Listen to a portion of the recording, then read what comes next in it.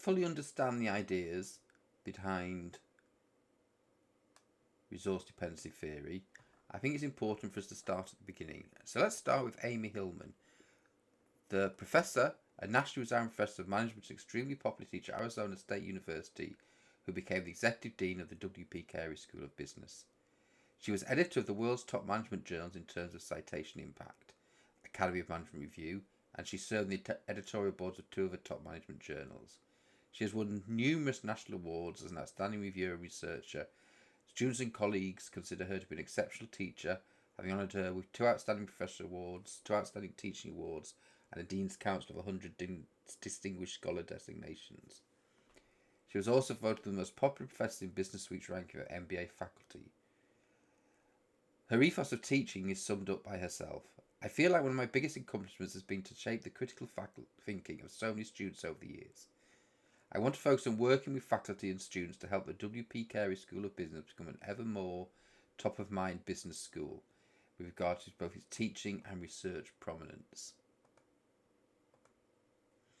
With a background as the general manager of a small retail and manufacturing business, Hillman also played a key role in advancing the Spirit of Enterprise Centre at the W.P. Carey School of Business.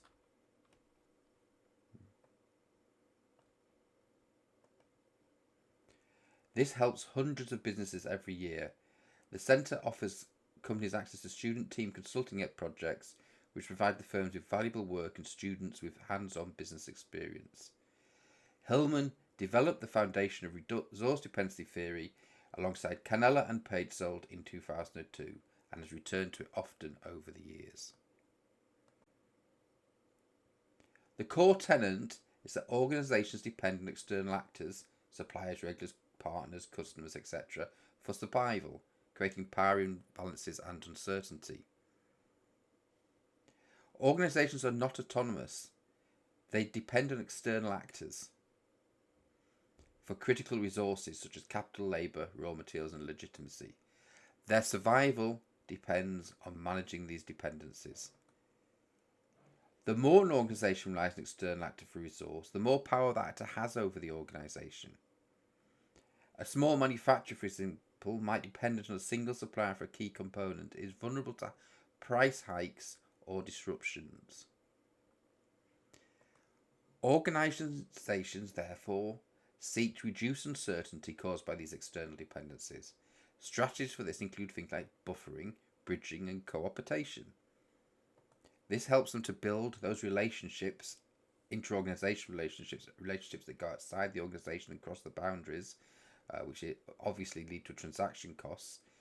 And these are meant to manage the dependencies. So, for instance, a tech firm might have startup partners with a larger firm to access distribution channels. They are constantly balancing this autonomy, this independence, the need to comply with external demands. So this becomes a problem for them that has to be strategically managed. And this, of course, leads to the relationships of power.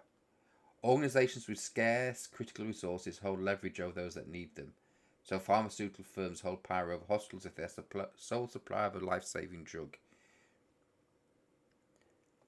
But one thing we must remember is organisations are not victims in this. They are active agents in shaping their environment, which can be in the way they develop the markets, it can be in the lobbying of regulators, etc. Therefore, we can see that the core classical argument of resource dependency theory is that organisations need to respond to organisations they're dependent on, and organisations will try to minimise the risk that comes with this. Which of these roads a given organisation will follow and to what extent depends on external circumstances, including what's the cost of giving in to those demands? Well, the costs include things like reduced strategic flexibility, power shifts. They include financial burdens like direct costs and opportunity costs. They include operational disruptions,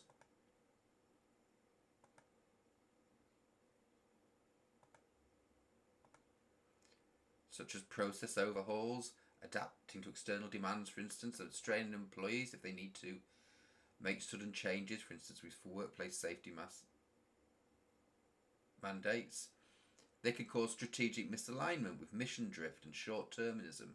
There are reputational risks if you have perceived weakness and you have stakeholder backlash where you think that one stakeholder starts to criticise and believes that other stakeholders are being prioritised. There is increased vulnerability if you are dependent upon certain things, and that is reinforced, and innovation is reduced as over-compliance does stifle creativity. And this can come with long-term costs of legitimacy, institutional pressures, over-conformity to industry norms, may homogenise strategies and reduce differentiation. Homogenise strategies, we're talking about classic declining rate of profit impacts here, and loss of trust. So what are the costs of abandoning the useful resource? Well, there are direct financial costs such as sunk investments, contractual penalties and replacement costs. There are operational disruptions causing production delays, loss of knowledge, issues with quality, loss of competitive advantage, reduced flexibility, missed opportunities, and of course there are reputational risks and reputational costs as stakeholders start to distrust you because you have lost confidence in your stability, and network effects where you may lose access to resources that are embedded in a broad ecosystem, i.e. a software platform that connects you to key partners. And there are long-term risks. Increased dependence on alternatives because you've got rid of one of your resources, you may have to concentrate even more on others. There can be regulatory compliance lists as you may violate regulations if you abandon certain resources, and it can cause innovation stagnation. Abandoning too many resources can limit adaptive capacity. Are the demands in conflict with other demands from actors and whose organisations you are dependent, which can lead to strategic paralysis? It can lead to reputational risks again. It can lead to operational inefficiency as diverting resources to satisfy conflicting demands can fragment efforts, such as research and development budgets being reduced or cut. And it can lead to power struggles as various different stakeholders try and get you to prioritise their individual demands. So what is the key question for firms then? Well, the key question is simple as which dependencies are existential and which demands can be resisted or renegotiated. For instance, losing a regulator's licence may be catastrophic, while losing a minor customer may well be very, very manageable.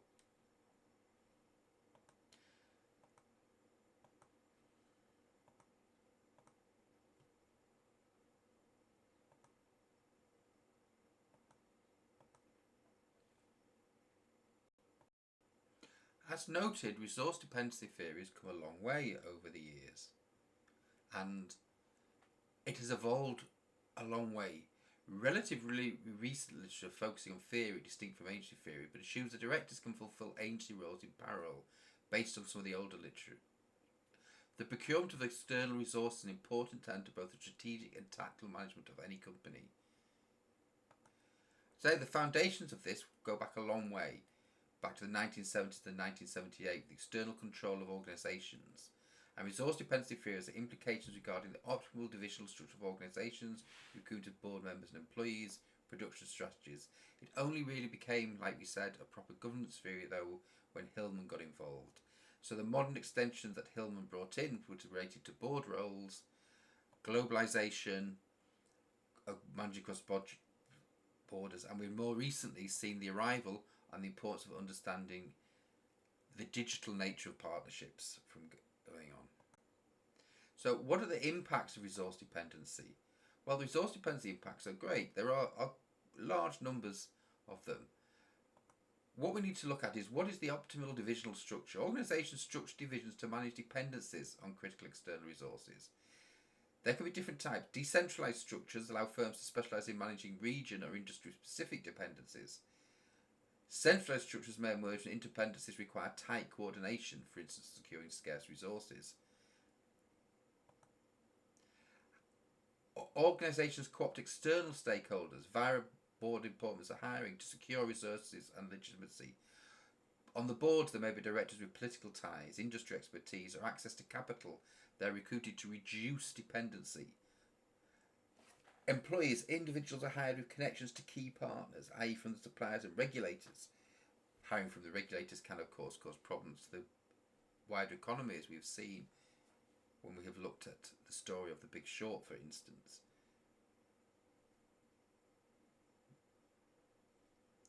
There are production strategies where firms may design their production set differently in order to reduce reliance on unstable external resources. So we have vertical integration where you own the supply chain to reduce dependency on suppliers, or diversification where you spread operations across industry buffers against sector-specific risks, or joint ventures partnering with competitors and resource holders to share dependency risks.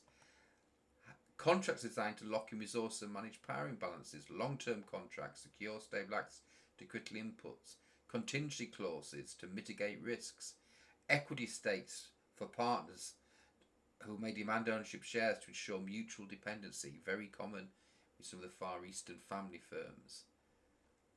And all this time you're developing things like alliances and networks. Strategic alliances partnering competitors can help balance mutual dependencies. Trade associations to allow collective lobbying to shape regulations, and political ties, consulting relationships with governments to secure subsidies, license protection. Oliver's work integrated resource development theory with institutional theory, which showing how networks provide both resources and legitimacy. To navigate these trade-offs, we've already seen some of the suggestions. We'll look at them in more depth now. So organisations use strategies like, for example, buffering, shielding the organisation from external disruptions by creating internal safeguards and redundancies, stockpiling critical raw materials to avoid shortages, building cash reserves to reduce reliance on lenders during crises, developing in-house research and development to lessen dependence on external tech providers. Buffering prioritises stability over efficiency, often at a higher operational cost. There is bridging, forming alliance partnerships and mergers directly manage dependencies. It shares the risks and gain control of critical resources or can influence external actors. For this you have joint ventures, strategic alliances, mergers and acquisitions. Bridging, reducing uncertainty by internalising or collaborating with key resource holders. Cooperation, absorbing external stakeholders into the organisation's governance or operations. So you're appointing a major supplier's executive to the board of directors, hiring regulators or lobbyists to navigate political dependencies, inviting community panels to set up to preempt opposition and to bring on board community leaders onto these panels. Cooperation reduces conflict by managing external actors, stakeholders in the organisation's success.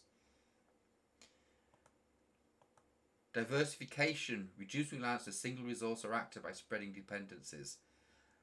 Examples are multi-sourcing, entering new markets to reduce reliance on a single customer base, expanding product lines to hedge against industry-specific risks. Diversification balances autonomy and flexibility, though it can dilute forms or increase complexity. So what does we look at these strategies together? What can we see?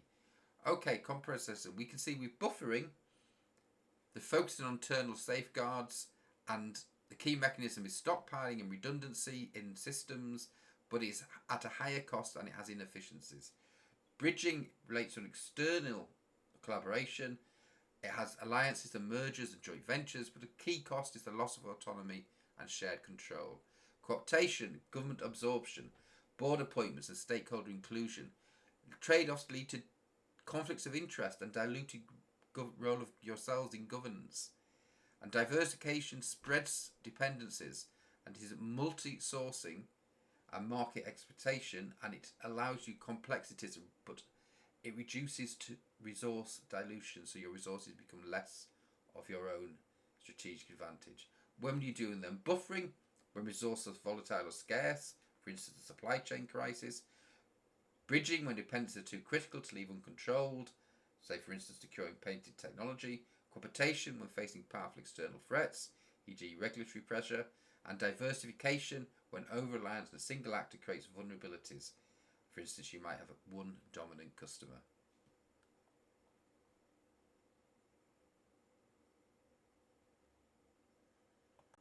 So, where does this take us with governance requirements? Well, one thing we will often use is outsiders on the board, external directors. This allows resource bridging. Outsiders, non-execs, often bring access to critical external resources. That can be physical, or it can be political ties or industry networks. or expertise, and that reduce dependency on unstable environments. It brings legitimacy and cooptation, appointing outsiders from influential stakeholder groups, co-opts these actors, securing their support and mitigating threats.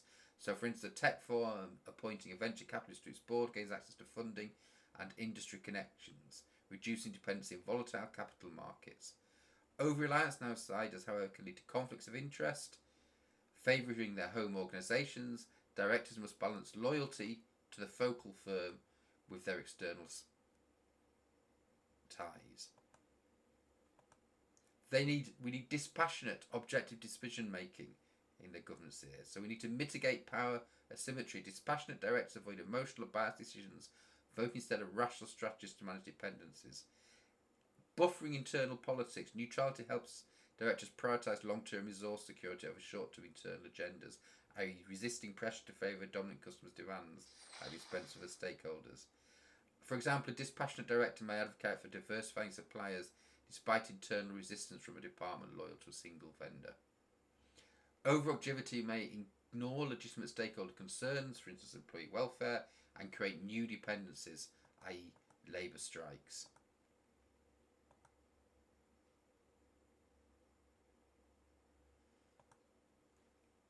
The directors must somehow try and act in the best interest of all network links.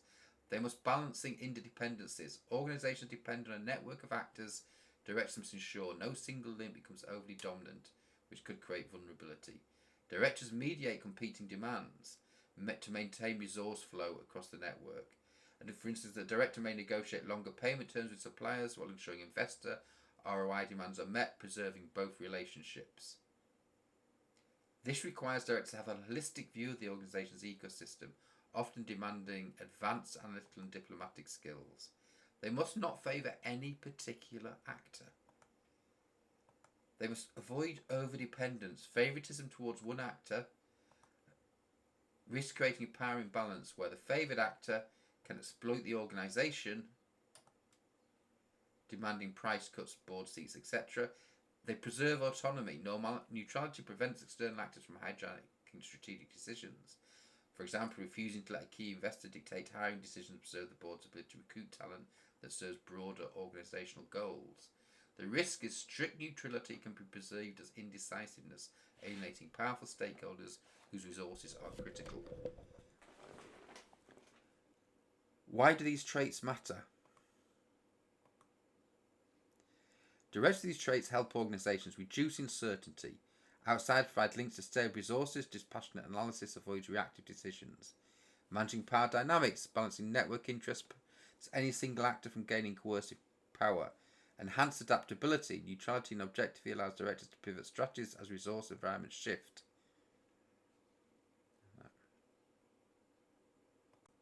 So what are the key interests of directors under resource dependency? They are adaptation and change. The process of adjusting organisational strategy, structure, and process to align with shifts in resource dependency of external environments. Organisations are not static, they must evolve to manage new dependencies or power imbalances. Adaptation ensures survival by responding to threats, i.e. losing key supplier or opportunities. Examples: merging with a competitor to reduce rivalry, shifting from single source suppliers to multi-sourcing after supply chain crisis, adopting new technologies to reduce reliance on external expertise. Adaptation requires flexible, strategic thinking to maintain autonomy while managing dependencies. Directors must be able to manage and anticipate uncertainty, proactively identifying and mitigating risks tied to resource dependencies before they disrupt operations. Uncertainty arises from volatility in resource availability. Organisations use forecasting and strategic tools to buffer against disruptions or bridge dependencies. Stockpiling raw materials, forming joint ventures, lobbying regulators, for instance. Anticipation reduces vulnerability to external shocks, while management strategies stabilise resource flows. Directors provide resources, ensuring a steady flow of critical resources by either securing them externally or developing internal capabilities. Organisations depend on external actors for resources. Providing resources involves active strategies to secure, stabilise or internalise them. Examples include negotiating long-term contracts with suppliers, building in-house production facilities, co-opting influential stakeholders, i.e. appointing a banker to the board, to secure financing. Providing resources often requires balancing power dynamics and legitimacy. Director types.